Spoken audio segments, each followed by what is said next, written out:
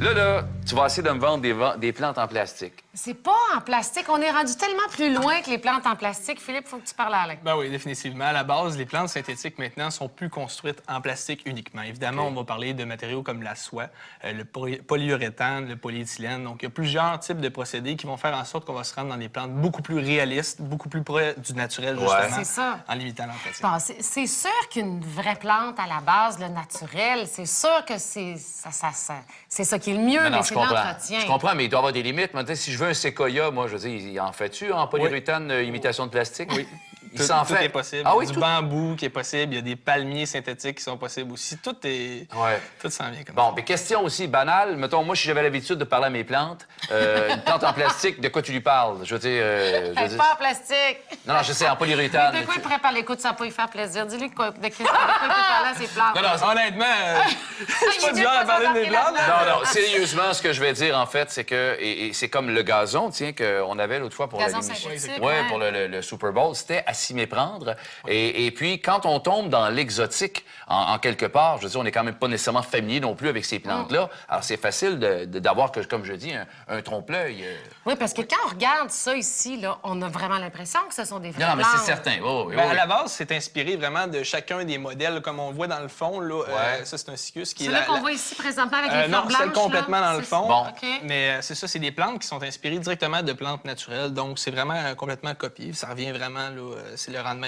Ouais. Et c'est fait où, ça? C'est Il y pour a qu'on ait le look plusieurs réaliste? producteurs. C'est sûr que nous, chez GSQ, l'objectif, c'est de maximiser la qualité des produits qu'on offre à nos clients. Donc, on va aller chercher un petit peu chacun des spécialistes sur chacun des types de plantes. OK. Comme ça, c'est une plante qui peut venir, exemple, du Vietnam. Il y en a que ça va venir plus des pays en Europe. Donc, ça varie, honnêtement. Et c'est toute la plante ou la matière, vous la faites vous-même, la plante après, ou vous allez vraiment chercher les plantes un peu partout dans le monde? C'est ça. C'est important de le démystifier parce que c'est sûr qu'il y a un travail derrière tout ça. À la base, c'est sûr qu'il y a un pot. C'est sûr qu'à la base, avant la plante, il faut la mettre dans quelque chose, la plante. Fait qu'à ce moment-là, on a le pot. On va avoir le montage, justement. La manière qu'on va fonctionner, c'est qu'on va mettre une base de roche complètement dans le fond pour donner un fond solide. Puis on va aller à ce moment-là injecter de l'uréthane qui va permettre de tenir la plante solide. Puis après ça, on va faire un remplissage à ce moment-là là, en copeaux. Pour pas que ça soit pesant non plus trop, là. Hein? Oui, exactement. Ben, ce qui est le fun, c'est que c'est un produit qui s'adapte un peu à tous les types de clientèle. Puis dans le résidentiel, souvent, exemple, les personnes âgées qui ont moins le temps ou ils ont moins l'énergie de... Déplacer. C'est ça, de nettoyer, de les entretenir. Bon, on peut les déplacer beaucoup plus facilement. Une plante comme ça doit peser une dizaine de livres. Puis le tronc, parce que ça arrive séparé, là, les feuilles et le tronc, ça, l'imitation d'un vrai tronc, c'est en quoi, hein? Ben ça, en fait, c'est en polypropylène, en fait, puis en nylon, puis en soie aussi. Il va y avoir plusieurs matériaux qui vont être utilisés pour faire la reproduction. Et puis, tu sais, on peut peut-être justement aller un peu se promener à travers les plantes ici aller dans pour la avoir forêt. l'impression qu'on se promène dans la jungle. Ouais, alors ton on va aller micro dans la tombe. forêt. Parce que l'idée, quand on veut que ça ait l'air naturel, il faut pas que ça soit trop parfait non plus. Parce que là, Non. quand c'est trop parfait, on voit que c'est une fausse plante. Exactement. En fait, il y a souvent plusieurs producteurs qui vont se laisser aller un petit peu sur l'aspect naturel Ah des oui, plantes. pour te donner l'impression. Oui, exactement. Ici, on voit là, que la plante, on dirait qu'elle est un petit peu usée, mais on garde quand même l'aspect vert. Là. OK. Oh, ouais. Donc, il y a du brun un peu pour montrer comme si elle avait... C'est comme si ça. elle avait un petit Là, peu il faut que tu vieilli, fasses là. semblant. C'est tout du semblant. Faut que tu prennes des faux ciseaux, puis tu fais semblant de la couper puis de la tailler. On devient des mimes. Ou on investit notre temps ailleurs, puis c'est plus rapide. Oui, parce que l'idée, c'est ça, parce qu'on parlait des horaires vraiment occupés, difficiles, parce que c'est quand même de l'entretien, une plante, et c'est des coûts aussi. Si tu la perds parce que tu pars en voyage, il faut que quelqu'un l'arrose, t'oublies. Et Josée, je te suis parce qu'effectivement, bon, il y a des coûts rattachés à acheter une plante, mais en quelque part, elle va durer tout le temps. Et c'est ça l'histoire. tu sais, La je veux dire. fausse, La ouais, fausse, c'est effectivement. Ouais. Ça peut varier entre combien quand on Ben, pour des plantes, exemple, de cette envergure-là, on va parler des plantes qui vont tourner aux alentours de 200 à 500 $, je vous dirais. Là, plus le montage et tout, on va s'en sortir dans ces prix-là. Ouais. Celle-là ici, c'est la plus vieille au monde, Ouais, c'est quoi ça? ça, en fait, c'est le Ficus. J'avais commencé à en parler tout à l'heure. Oui, ça, c'est vrai. ça se trouve être la plante qui est la plus vieille au monde. Ça existait là, même dans le temps des dinosaures. Avant la poudre. C'est un palmier. Ouais, on peut le tasser Avant un la petit peu. poudre. Exactement. Puis ça, même au naturel, c'est une plante qui se détaille très, très cher. Puis ça va revenir environ à 600 $ là, avec le pot, le montage, tout au complet. Là.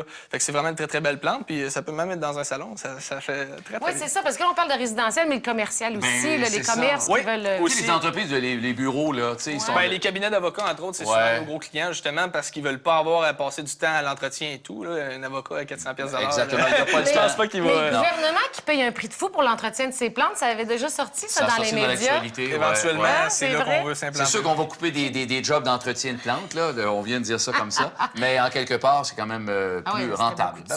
Et quand on veut un look plus tropical, on voit de plus en plus des gens qui, à la maison, autour de la piscine, veulent un look tropical aussi. Effectivement. Et là, c'est pour ça que je vais chercher les noix de coco, en fait. Oui, là, les noix de coco... Parce qu'on offre, je sais pas si on peut le montrer, on offre en fait des paniers synthétiques là, à la maison. Donc, pour mettre exemple au coteau de la piscine ou sur le tour, c'est ça exactement.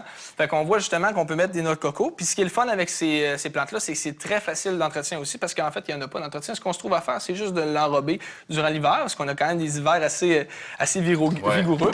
On l'enrobe un peu comme un arbuste, puis on enlève les pales, on en repose ça. C'est des pales, je dirais, environ 6 à 7 pieds de large. On les avait amenées la dernière fois à l'ancienne émission.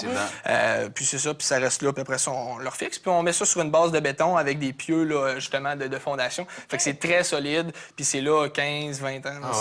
C'est mieux qu'aller dans le sud. Ben non, puis il y a du bon, on s'habitue. Comme tantôt, Robert Desnos s'en met avec nous autres, puis lui, souvent, utilise du citron comme ça, puis c'est même pas du vrai, puis c'est en plastique, mais on l'apprécie. Je dis en plastique, mais en polyuréthane, son citron, un instant, mes amis.